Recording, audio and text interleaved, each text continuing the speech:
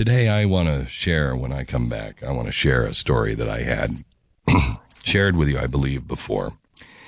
It is a story that at the time I was not allowed to tell you verbatim, but I don't really give a flying crap anymore. I think the statute of limitations is probably over on this one, and I will tell you exactly what happened. A meeting in the White House at the end of the George Bush term. After the week that I had said, you want to impeach him, here's where you impeach him. Democrats, it's at the border, go get him. Why won't you talk about the border, Democrats? Or are you exactly the same? When I talked about the war on terror, why is it we're not fighting this to win? Why don't we bomb the snot out of them and come home? What is it exactly we're doing over there? I was called into the White House, had a cute little conversation where the president looked at me and looked at the others that were in the room, and he jammed his finger in our faces and says, a lot of people think they know what it's like to be the president of the United States, but they have no idea. And then he told me what it's like to be the president of the United States, and I will share that with you. And maybe if I've told this story cryptically in the past, you didn't really fully understand why it should make your blood run cold. Today, let me share something that George Bush shared with me in the Oval Office when he was in office, that he said to ease my mind, that made my blood run cold then. And when I saw the news break yesterday, finally, a whistleblower. Ooh, wait a minute, a whistleblower? Oh, you mean like the people that this president is trying to put behind bars? Those guys? When I saw what yet another brave whistleblower came out to tell the American people, I immediately thought of this conversation. I'll share it with you this hour. George W. Bush, you go after what he's doing with the border agents. And shockingly, nobody on the left wanted to do that either. And that just spoke volumes to me.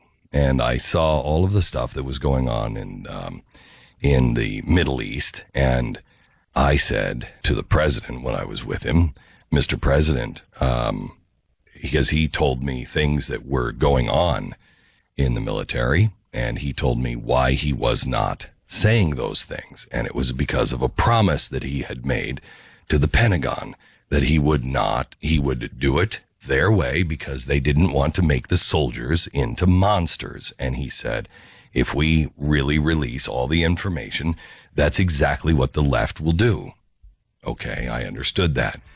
But then he started talking about who the next president was going to be and what the president would do, whoever it was, whether it was Barack Obama or Ralph Nader or Hillary Clinton. It wouldn't matter. It wouldn't matter. And I'll tell you why it doesn't matter, according to George Bush. When I was talking to the president, and he said, it was the day that this president said that he was going to, if he's elected president, he's going to fly planes and he doesn't care. He'll just bomb Pakistan.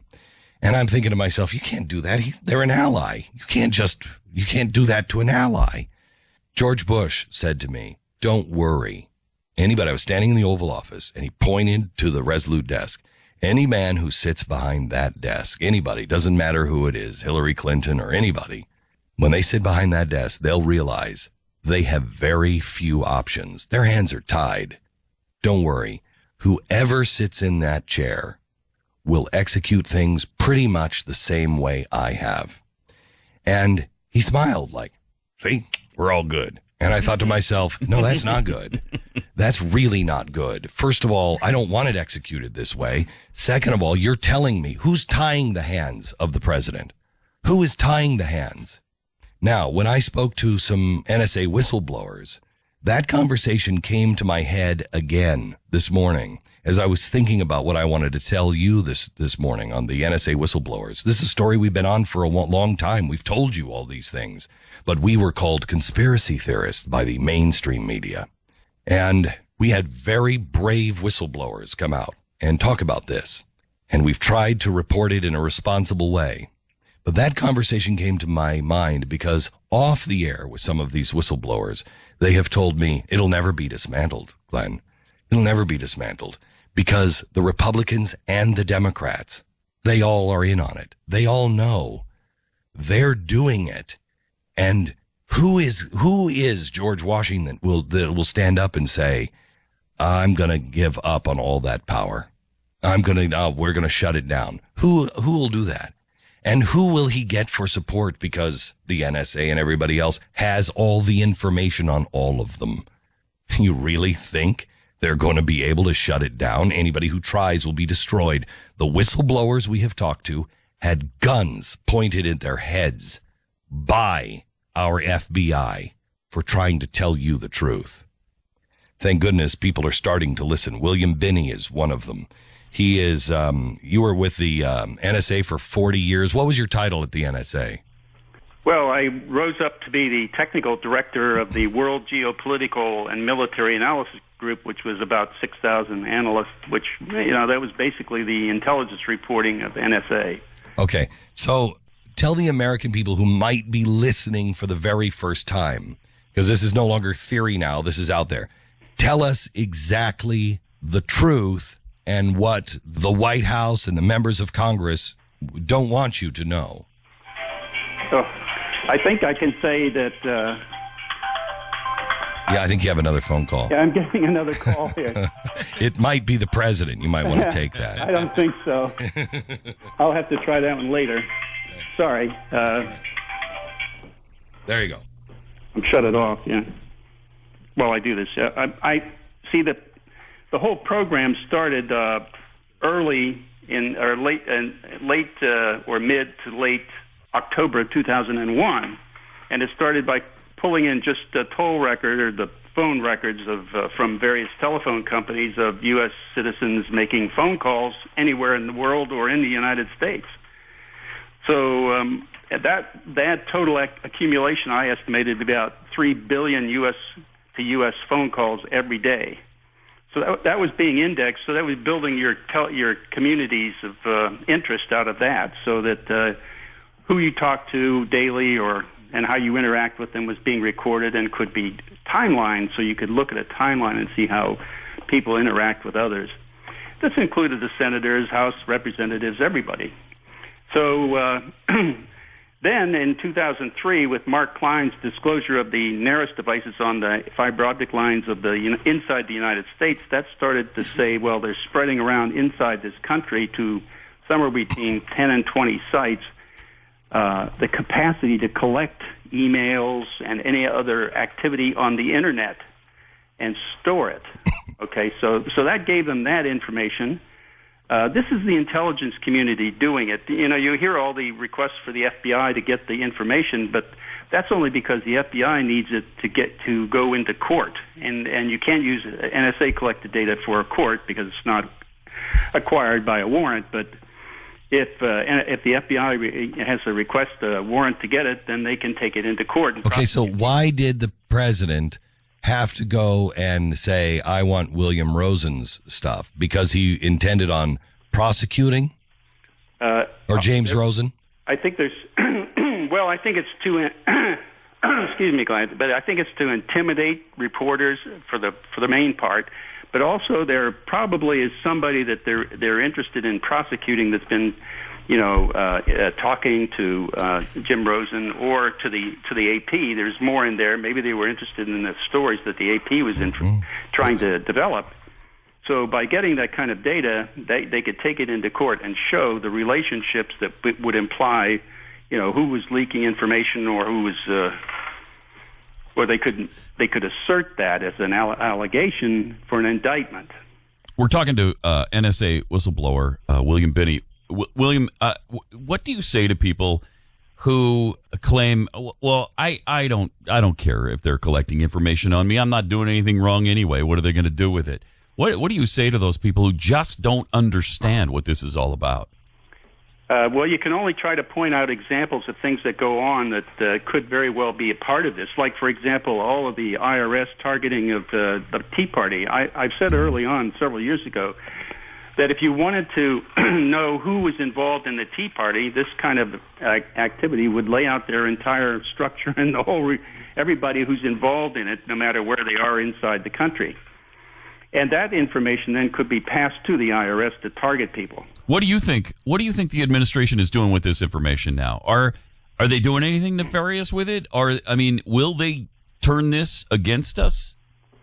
I think they're already doing that, but to a certain degree. But certainly, that's been my major concern is that's how totalitarian states begin.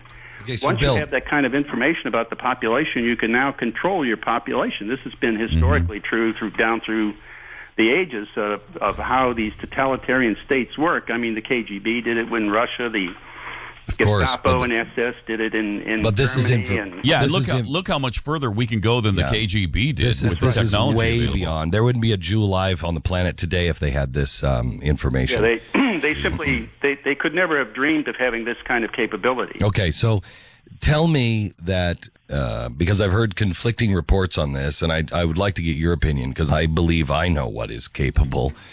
They're saying that two things. One, oh no, they're just connecting the dots. They don't have access to any conversations or anything.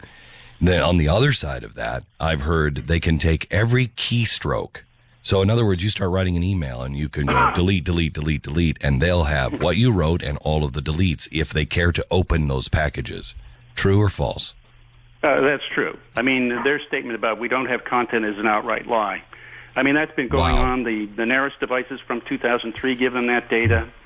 Even the telecoms, if you looked at that report on PRISM, they were requesting information like emails, videos, all kinds. That's all content. So, Bill, they have, I know this. We started getting on this because we had Michael Chertoff and John Ashcroft on in the days when Bush was still in office, and neither of them would go online. Neither of them would have a phone or email, and they just laughed at me. And they were like, if you knew what we could do, you wouldn't have it either. And we started talking about it at that point. Yeah. And so it won't really stop because how do you dismantle something like this? First of all, for all of those members of the media that were talking about these things being a conspiracy theory, what the hell did they build the Utah information vault for? How do you dismantle something like this? I listened to Lindsey Graham give his testimony, and I thought to myself, gee, Lindsey, what is it they have on you? What is it they have on you? Because this doesn't make any sense. What you're saying is totalitarian in its end.